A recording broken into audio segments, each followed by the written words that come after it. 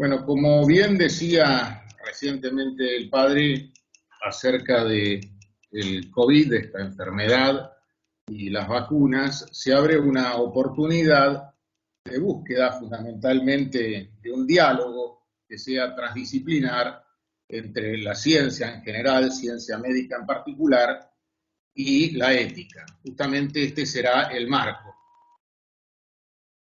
No tengo conflictos de interés, esta exposición es producto de mi propia actividad de investigación, tanto académica como profesional. Hay una serie de hitos que van marcando esta cuestión del virus y de la consecuente enfermedad. Comienza todo en Wuhan, cuando aparece un nuevo coronavirus que impacta propiamente en los seres humanos y trae como consecuencia casos de neumonía.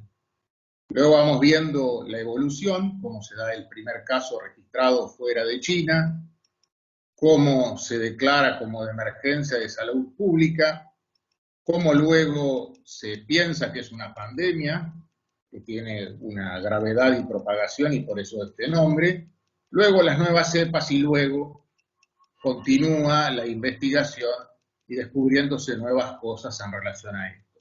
Lo que vamos viendo sí es como que el impacto propiamente de la pandemia y de esta enfermedad tiene algunas consecuencias que impactan en el hombre propiamente. En cuanto a la psicología ambiental, hay que hablar de distintos estresores, es decir, algunas situaciones del ambiente que generan en el hombre una necesidad de adaptarse, y cuando falla esta cuestión adaptativa, que tendrá que ver con la vulnerabilidad de cada individuo en particular, se dan una serie de manifestaciones, sobre todo cuando uno se encuentra con pacientes que tienen una base depresiva o una base ansiosa, se pueden disparar estas cuestiones depresivas y de ansiedad. Y también cuando se han vivido en la propia vida trastornos disruptivos. Los trastornos disruptivos, que vuelvo a repetir, según cada una de las personas, impactará en más o en menos y que puede conducir, no necesariamente un trastorno disruptivo en todos los individuos, provocará un TEP, un trastorno de estrés postraumático, pero puede incluso generarlo.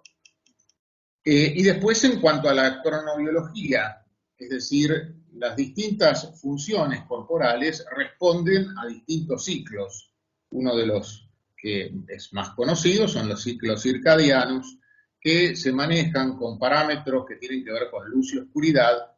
En el núcleo supraquiasmático encontramos con que hay una relación directa con los ciclos circadianos y vemos cómo se producen una serie de trastornos. Muchos pacientes manifiestan, por ejemplo, la dificultad para dormirse, o incluso interrupciones del sueño, no un buen descanso. Bueno, vamos viendo que este tipo de enfermedad y la pandemia impactan, por lo tanto, en el hombre de una manera particular. Ahora, tanto la ciencia como después veremos la comunidad internacional aportan un conocimiento.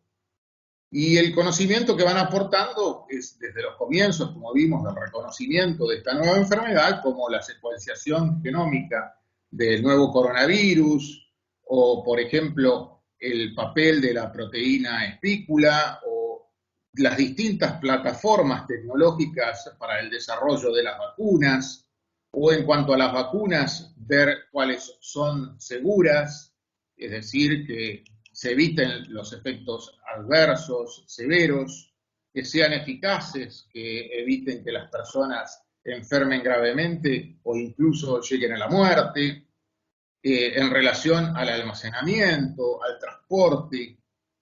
Es decir, vamos viendo cómo a nivel científico se aportan conocimientos. Y después Perdón, Carlos, no te quiero interrumpir, pero no se ven las diapositivas, se ve solo la primera. Ah, ok. No sé qué es lo que pasa entonces. Porque estamos con la de afrontamiento, ¿verdad? No, vemos solo lo que dice vacunas COVID-19, la primera diapositiva está, la tuya de presentación. Ajá. Tendrías a lo mejor que poner la copita para que se vea, o F5 para que se vea completo. F5. Ok, a ver. A ver si se ve. Perdón que te haya interrumpido. No, al contrario. Acá me dice que Noelia está solicitando, le doy un permitir, a ver.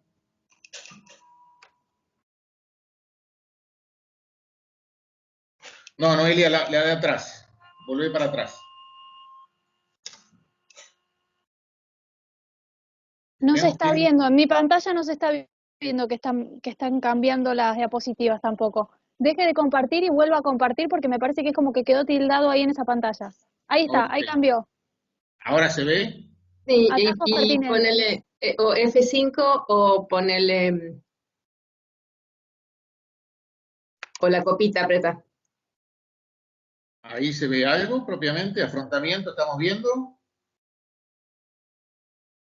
Se No. ve atajos pertinentes, ensayos de desafíos. No, no, no, no. Vamos de nuevo entonces, a ver. Dale.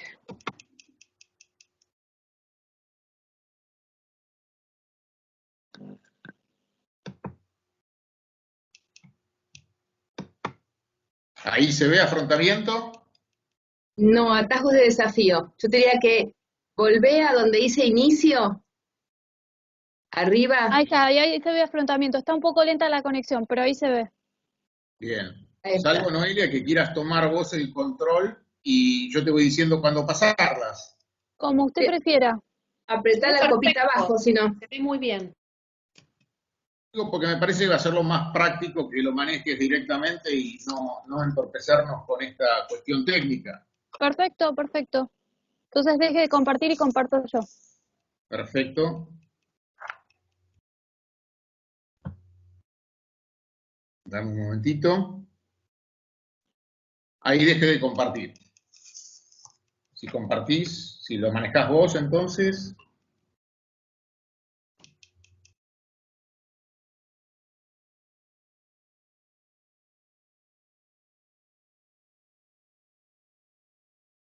Ahí estoy compartiendo. ¿Ustedes lo ven?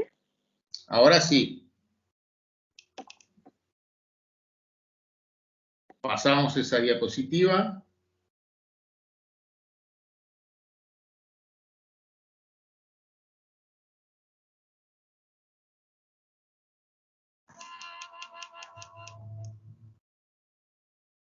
¿En esta estamos? Sí, pero se quedó, esa ya está. Tenemos que pasar esa. Estoy en afrontamiento. Ustedes no sé qué están viendo porque yo solo veo la pantalla de... No, se ve la primera nomás. Ahora sí.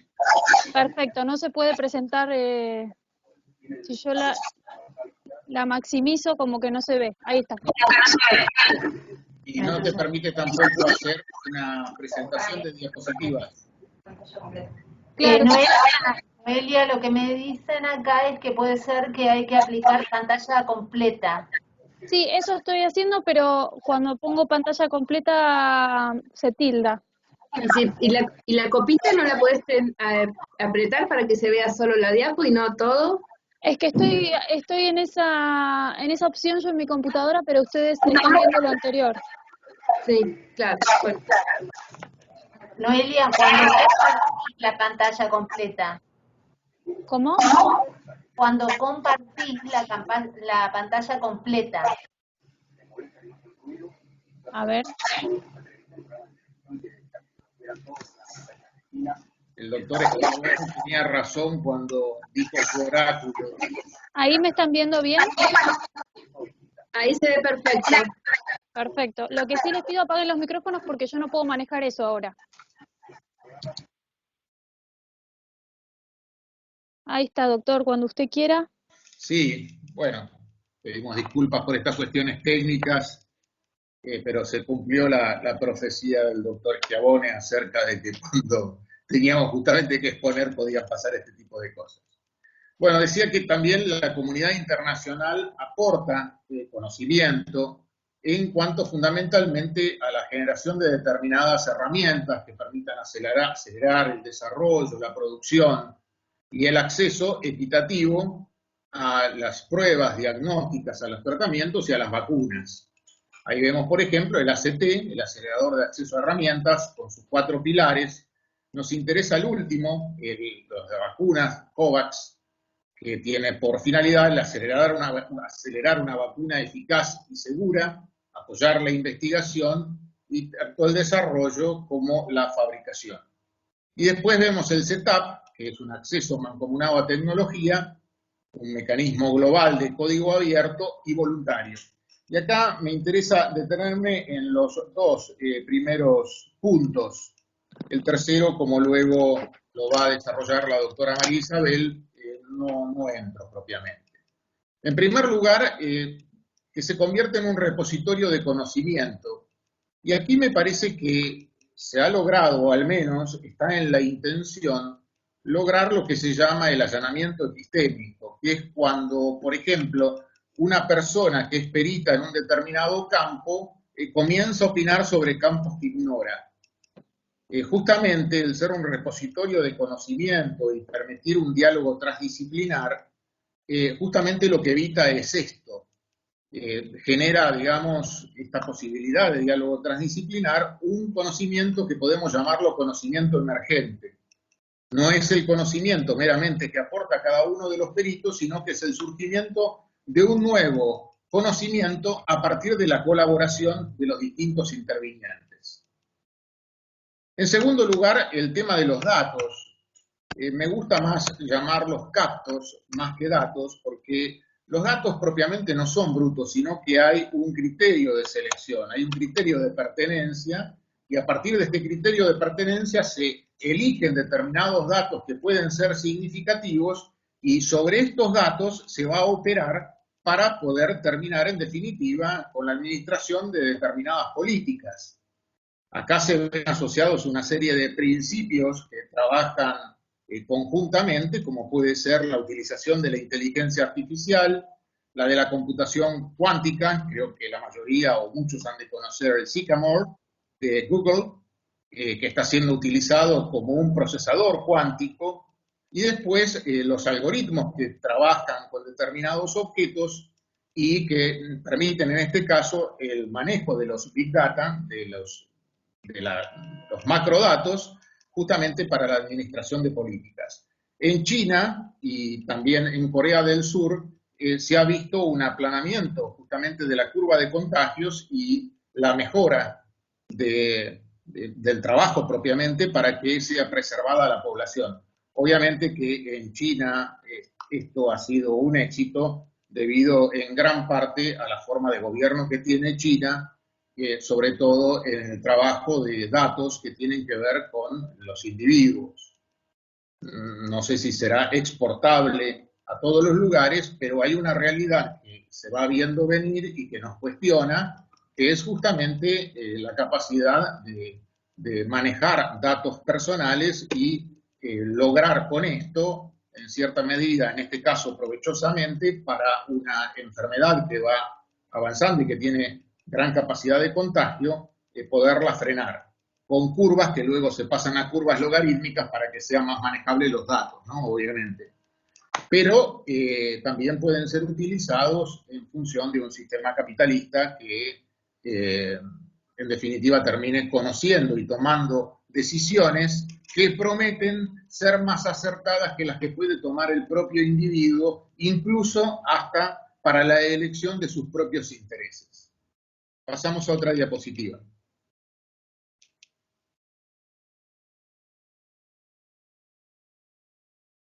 Bueno, en relación propiamente a esta nueva realidad que se ha presentado y a la urgencia que tiene, se han buscado realizar algunos atajos pertinentes.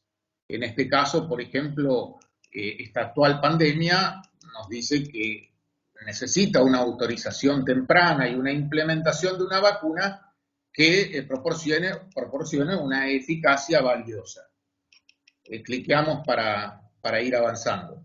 Por ejemplo, los Human Challenge, ¿no? Los ensayos de desafío. Vamos cliqueando. Aquí supone, ¿no? En voluntarios sanos generar ensayos. que sean jóvenes, sin comorbilidad, porque habrá una menor tasa de mortalidad y probabilidad de enfermar, que son infectados de manera deliberada con el virus, y de esta manera se evalúa en un lapso de tiempo más corto la eficacia de la vacuna. Clicamos nuevamente, de nuevo.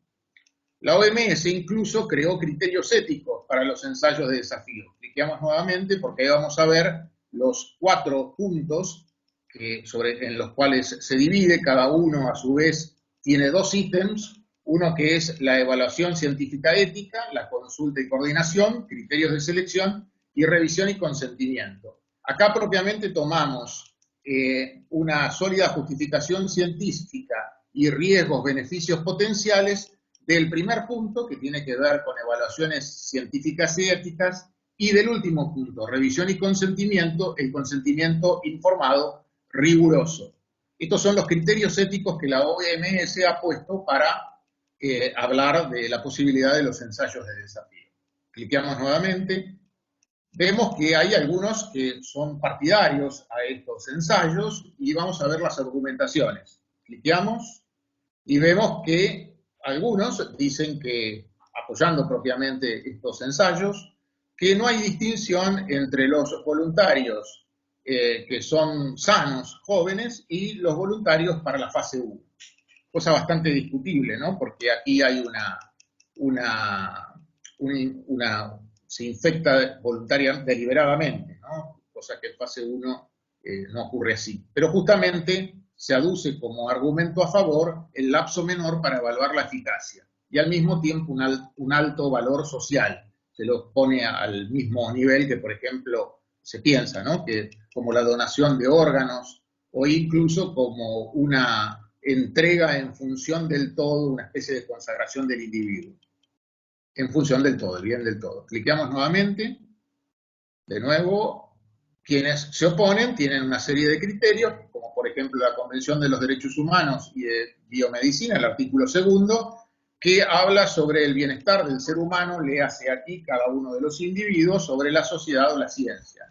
Y también hay objeciones de tinte metodológico, que es que no aparezcan eventos adversos poco frecuentes, por la rapidez en la cual se produce toda estos ensayos, y también disfrazar la dinámica del virus, porque como se ensaya en voluntarios sanos jóvenes, bueno, se dice que puede ser disfrazada y no aparecer en la población de mayor edad. Cliqueamos nuevamente.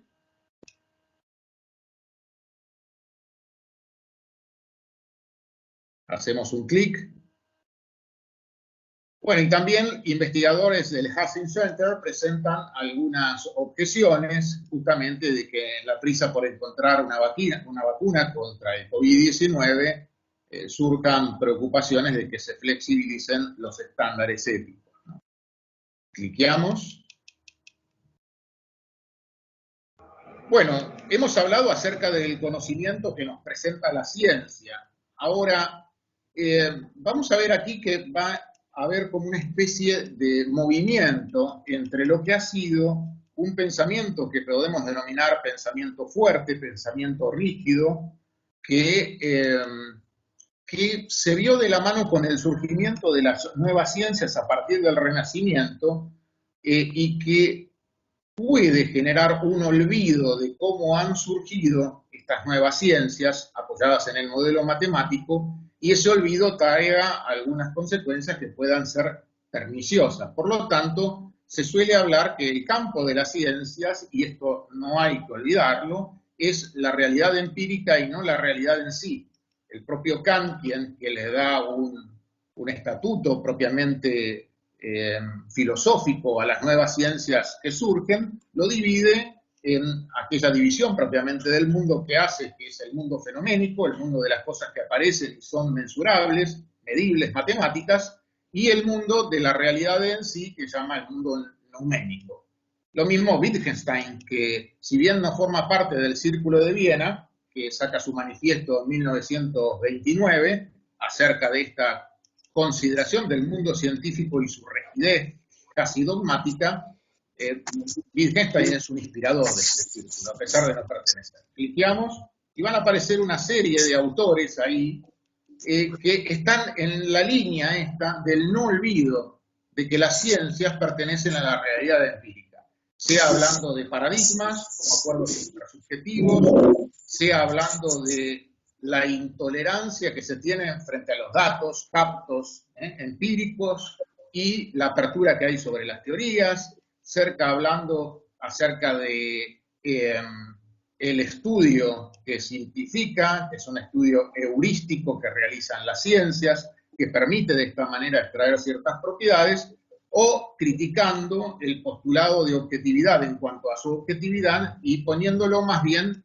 en una opción ética, es decir, subjetiva, que el sujeto toma, tal como dice Monod, o, por ejemplo, Heisenberg, hablando acerca del principio de incertidumbre y cómo este principio de incertidumbre nos muestra que el experimentador, con su observación, transforma propiamente al objeto observado y que a partir de aquí hay que pensar la relación con el objeto de estudio en un círculo hermenéutico entre sujeto y objeto. Y después, bueno, vemos también la escuela de Copenhague, que está en esta misma línea, en donde, sin olvidar que el campo de las ciencias es la realidad empírica, pone en consideración al sujeto en relación para con el objeto. Cliqueamos nuevamente. Vamos a ver que entonces el conocimiento de la realidad objetiva tiene mucho que ver con la cuestión antropológica. El Papa Juan Pablo II, en la Fides et Ratio, en el número 1, hablaba justamente de esto, que el hombre, cuanto más conoce la realidad, más se conoce a sí mismo como un ser distinto. Casi uno podría parafrasear a Viktor Frankl, ¿no? Que cuando habla de las entradas de aquellos hombres en las cámaras de gas de Auschwitz, dice justamente que el hombre es su propio autodeterminante y dice que al entrar en las cámaras de gas, tanto por el Shema Israel o por el Padre Nuestro, como un acto de confianza y de juego subjetivo, el hombre puede determinar incluso ante situaciones tan catastróficas su propio destino. En cambio, las cosas se determinan las unas a las otras. Por lo tanto, el conocimiento de la realidad y la cuestión antropológica no son indiferentes. Los modelos más recientes de la ciencia intentan aproximarse a una realidad sin reducir su complejidad, porque según vimos, los modelos de un pensamiento fuerte, olvidando que pertenece solamente las ciencias a la realidad empírica, hacen un corte propiamente de la realidad. Y entonces afirman, como por ejemplo Popper, que el mundo en parte es casual, se lo llama así, en otros momentos se dice de que la casualidad propiamente es una declaración de ignorancia del propio sujeto, en parte es probabilístico y en parte abierto, donde se encuentra el reino de la libertad creadora. Es decir, es un mundo complejo. Hacemos un clic.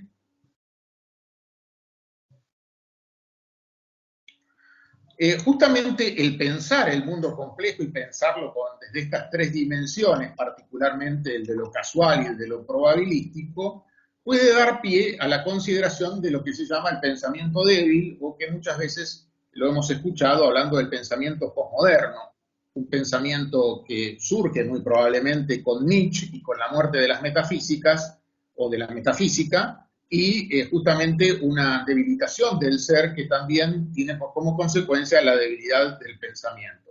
Uno de los defensores de este pensamiento débil es Bátimo, donde justamente en un artículo hablando acerca del COVID dice que puede ofrecer el pensamiento débil frente al COVID.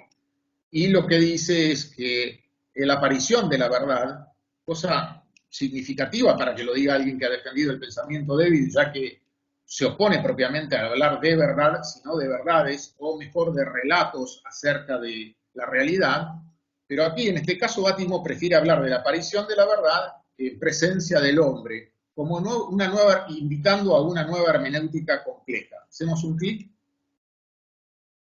y ahora vamos haciendo clics seguidos. Este pensamiento débil tiene también como consecuencia la fragmentación de la realidad, de la propia razón, en distintas esferas, la ciencia y distintos quehaceres, y supone una fundamentación racional absolutamente independiente o dependiente de cada uno de los individuos. Por lo tanto, no hay verdades sino verdades, no hay Dios sino dioses, no hay esencia sino multiplicidad de realidades. Un clic más.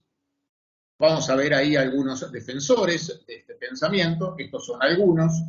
Ahora, cuando nos encontramos ante diversidad de opiniones, diversidad de verdades, ¿qué es lo que se impone? Y en muchos casos se impone la fuerza o equilibrios fácticos por encima de la lógica de la razón, es decir, terminan siendo estas decisiones inhumanas. Hacemos un clic. El modelo biomédico también bebe de esta concepción de pensamiento fuerte, científico-natural, desde la escuela de Heidelberg, y la perspectiva biomédica pone el énfasis científico y biofísico en las enfermedades, en la búsqueda de las causas, el tratamiento de las mismas, cuando en realidad un modelo que se busca ser superador de este tipo de modelo prefiere hablar de la realidad humana, entendiéndola como una realidad biopsicosocial, y entonces prefiere hablar más que de enfermedades, de enfermos, la consideración del sujeto en un determinado ámbito. Es una mirada más compleja y no tan simple como la perspectiva biomédica que ha encontrado en los descubrimientos que se han realizado una fuerte argumentación. Bueno, aparece un físico belga ruso, Ilya Prigogine, que en El fin de las certidumbres introduce la noción del caos como una noción que ha de ser incluida en cualquier tipo de pensamiento que pretenda ser un pensamiento no fragmentado, sino un pensamiento complejo, que se sabe no omnisciente, es decir, que no lo sabe todo, sino que pretende ser local, humilde, podríamos decir, y no completo, sino que conoce la incertidumbre. Hacemos un clic. Bueno, entonces, frente a la cuestión de un pensamiento fuerte, que reduce la realidad exclusivamente a lo cuantitativo, sin saltos cualitativos, y por lo tanto el lugar del hombre queda meramente como el de una cosa más entre otras cosas, y su diferencia es la complejidad cuantitativa, pero no cualitativamente distinto, y un pensamiento débil se proponen metapuntos de vista. Y así la antropología y la bioética plantearon rescatar del relativismo y también de este pensamiento fuerte, ejerciendo una vigilancia epistemológica, donde se comprende que la racionalidad científica, si ha hecho un corte de la realidad quedándose meramente con esta realidad empírica, debe abrirse a diferentes usos de la razón. Hacemos un clic. Y aquí, para ir terminando, es donde vemos que si la ciencia trae conocimiento, podríamos decir que expone el hecho biomédico en cuanto a su consistencia y exactitud, y en el caso de las vacunas buscará que sean seguras, es decir, no tóxicas, que sean eficaces, que los beneficios potenciales superen los riesgos conocidos y potenciales para combatir el COVID, pero a su vez esta ciencia no genera valores éticos. Es decir, está en el corazón de las decisiones, pero no puede tomar por sí misma una decisión. Se reclama entonces un punto referencial hermenéutico, una atalaya desde donde poder contemplar el acto moral, es decir, ejercer una determinada razón sobre el hecho moral, que diríamos que es una fundamentación ética de la verdad profunda del hombre. Y entonces, si este será propiamente el punto referencial hermenéutico, la cuestión antropológica, ha de verse una concepción del hombre que sea profunda y que sea completa, comprendido en primer lugar como una unidad sustancial, psicoorgánica, es decir, cualquier acción del hombre será psicoespiritual, porque el hombre ha de ser considerado como un alma o psique, o como se lo quiera llamar, un principio distinto del material, podríamos decir, encarnado, o una carne espiritualizada. Es un ser que está en el tiempo trascendiéndolo, es decir, no es el momento óntico puntual presente, sino que por la memoria trae también el pasado y lo incorpora, y por el proyecto trae el futuro y también lo incorpora, esta triple dimensión. Y también es ser en el mundo trascendiéndolo. El mundo forma parte, el hombre forma parte del mundo, pero a su vez está frente al mundo, con su capacidad reflexiva.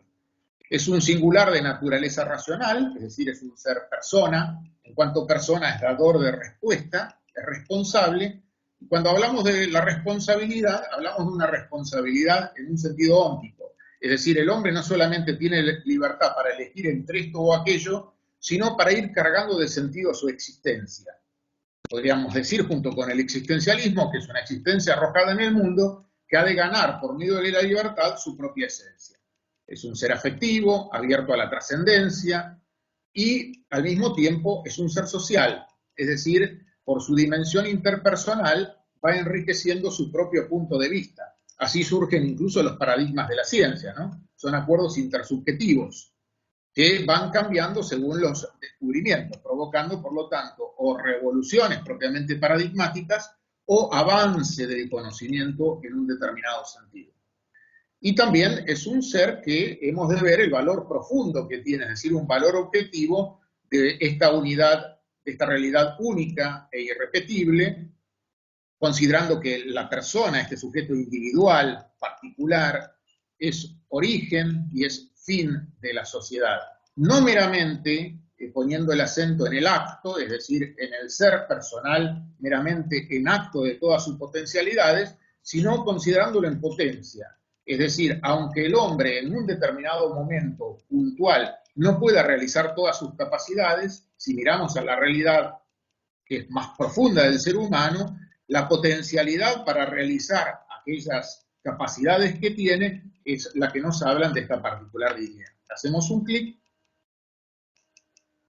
Por lo tanto, se reclama una articulación en esta convocatoria transdisciplinar entre el conocimiento que trae la ciencia y este punto referencial hermenéutico antropológico que supondrá la articulación entre la ética en cuanto a exigencia de integración del aspecto experimental, que es cuantitativo, junto con la naturaleza y el valor axiológico de lo real, que es una mirada cualitativa. En definitiva, aquello que se ha visto separado en un momento, la realidad empírica por un lado y la realidad en sí por otro, están llamados a articularse nuevamente.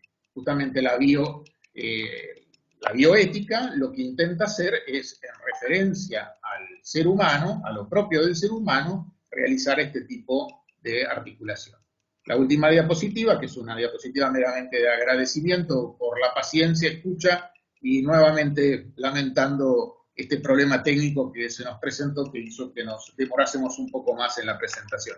Muchas gracias.